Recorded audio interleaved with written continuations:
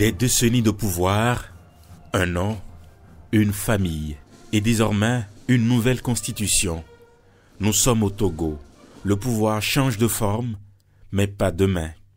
Faure Gnassingbé, encore, toujours. Tout ce que je peux vous dire, c'est que la constitution en vigueur sera rigoureusement respectée. Une constitution redessinée dans le calme d'un hémicycle, mais dehors, l'orage gronde. Il faut qu'on le sache.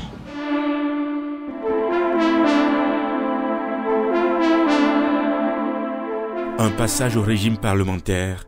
Sur le papier, oui, mais dans les faits, l'opposition dénonce une réforme taillée sur mesure. Le peuple, lui, observe, lassé, parfois résigné, mais pas toujours silencieux. L'Afrique aujourd'hui n'est pas à la croisée des chemins, elle est en pleine traversée.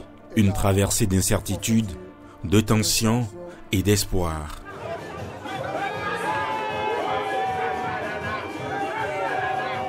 À Abidjan, la paix, oui, mais à quel prix? Une génération a grandi sans guerre, mais avec la peur d'un retour. À quelques mois de la présidentielle, le mot qui dérange revient. 4e mandat.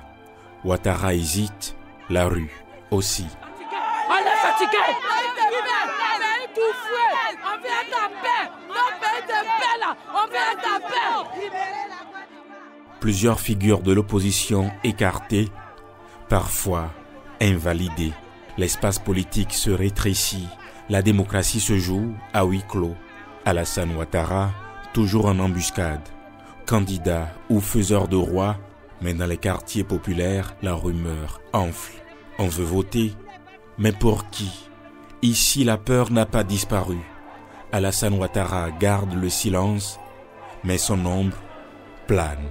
Le pays marche, mais sur un fil. Je crois qu'aujourd'hui, on a toujours des pratiques politiques qui n'ont pas fondamentalement changé.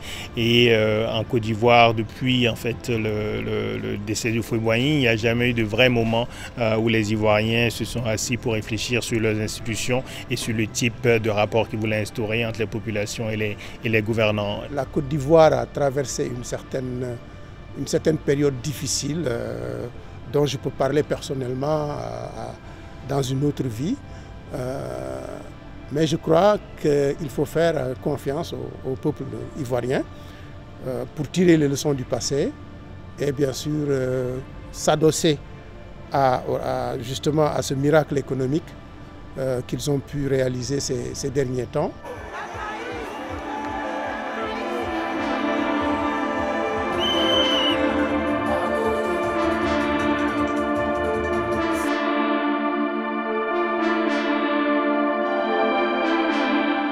Brice Clotaire Oligui Nguema, élu président de la République, m'engage devant Dieu, nos ancêtres et le peuple gabonais à conserver toutes mes forces à son bien-être. Libreville, le pouls est derrière. La transition, dépassée. Un nouveau gouvernement civil, mais un chef militaire, toujours au sommet. Les Gabonais veulent y croire. Il y a quelque chose qui s'est débloqué, c'est comme un gros bouchon là qui a sauté, voilà. C'est comme pour dire que avant il fallait s'inquiéter, il fallait se poser des questions si est-ce que continuer les études ça en vaut vraiment la peine ou on se met à chercher quelque chose d'autre pour nous permettre déjà de subvenir à nos besoins. Mais là, avec le coup de la libération, on s'est dit, enfin, il y a un gros bouchon qui est quitté. Entre pénurie, incertitude et attente sociale, le peuple regarde et attend encore.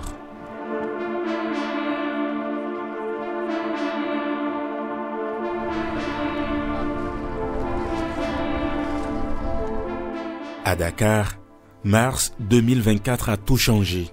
En quelques semaines, le Sénégal est passé du chaos institutionnel à l'espoir retrouvé. Nous avons pris notre destin en main. Bassirou Diomaye Faye est élu président à 44 ans. Ousmane Sonko son frère de lutte dirige le gouvernement. Une alternance historique saluée par tout un continent. Mais déjà, les regards changent, car les discours seuls ne suffisent plus. L'économie n'est pas relancée. Ils n'ont pas encore de projet économique d'insertion de la jeunesse. Actuellement, c'est un peu difficile avec les problèmes de dette. Mais je crois que si on leur laisse un peu de temps, ils vont essayer de gérer, quoi. Parce qu'ils ont la conviction et l'esprit de bien faire.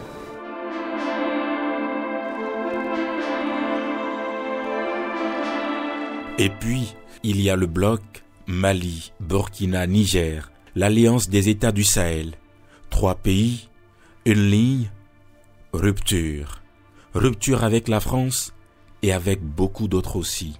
Je crois qu'aujourd'hui, ce qui est très regrettable, ce n'est pas simplement le départ des 3 pays du Sahel, c'est les conditions de ce départ. Et on voit bien qu'il y a beaucoup d'agressivité, il y a beaucoup d'acrimonie et il y a des tensions entre les pays voisins, ce qu'on n'a pas connu dans la région depuis longtemps, précisément à cause de l'existence d'une organisation comme la CEDEAO qui permettait non seulement aux chefs d'État, mais aussi à des chefs de la police, à des chefs des armées, à différents niveaux, y compris techniques, de 15 pays de la région, de pouvoir se retrouver régulièrement. Et on sait très bien que cela réduit les tensions et réduit les risques, notamment de guerre inter-États dans une région lorsqu'on a ce type d'organisation régionale. Pour beaucoup, ce n'est pas une rébellion, c'est une idéologie.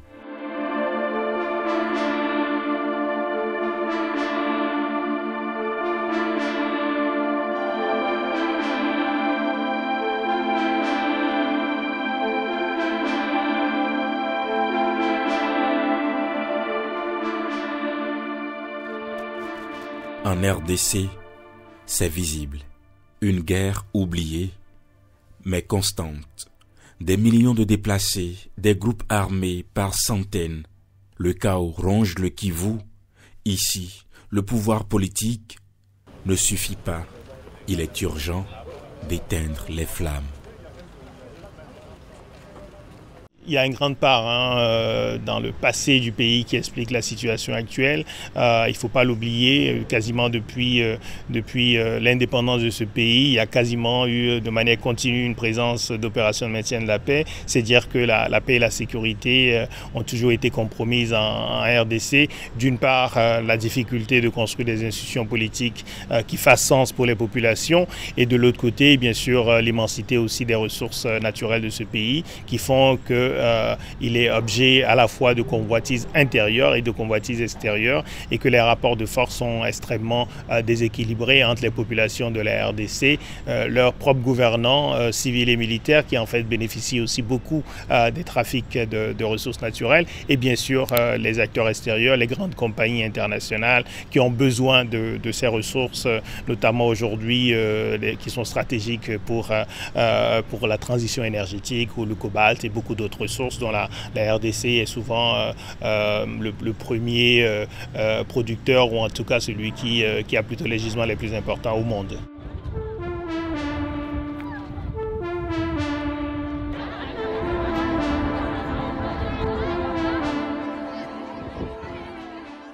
Soudan du Sud, plus jeune pays du continent. Mais la paix y reste une rumeur. Conflits ethniques, famine, déplacements massifs. Ici, l'État est encore fragile, la société brisée et l'espoir souvent hors de portée. C'est 2 pays majeurs sur ce continent qui concentrent toutes les contradictions que ce continent connaît. Alors, de mon point de vue, il faut bien observer ces 2 situations et leur trouver des solutions durables pour que l'Afrique puisse trouver une plage de consolidation des acquis. C'est vrai, les choses changent au quotidien, mais ces 2 conflits, de mon point de vue, méritent une attention particulière des Africains. Et il n'est pas question de les résoudre aussi par des solutions externes.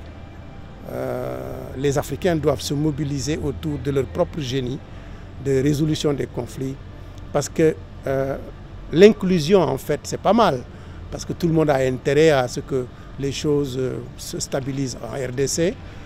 Tout le monde a intérêt à ce que les choses changent au Soudan. Mais d'abord et avant tout, c'est des pays africains. Et donc c'est à nous d'aller chercher les bonnes solutions. Chaque jour sans violence est une exception.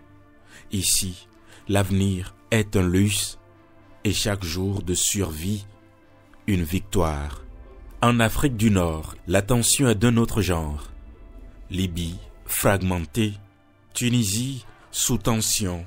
Algérie, silencieuse.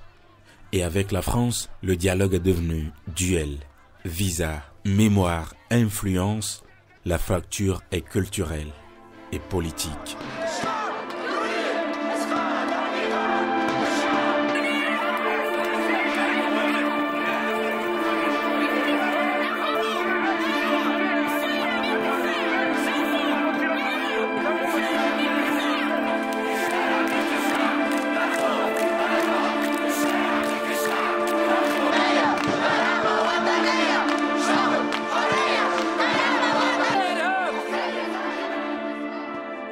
Essayons de voir en tant qu'Africains comment nous redéfinir par rapport à nos ressources naturelles, par rapport à la perspective de notre transition démographique. Je considère que c'est des défis majeurs. Nous avons une population jeune, nous avons des ressources naturelles énormes et nous sommes en mesure, avec bien sûr l'aide aujourd'hui des technologies que vous connaissez, et le Fari a été un moment excellent pour nous montrer ce que notre jeunesse peut faire, pour arriver à mieux appréhender ces défis-là avec nos propres moyens et notre propre intelligence. Je pense que le monde actuel où les États reviennent au système d'État-nation plus ou moins, nous donne à nous, Africains, la chance de rebondir et de nous redéfinir par rapport à ce monde.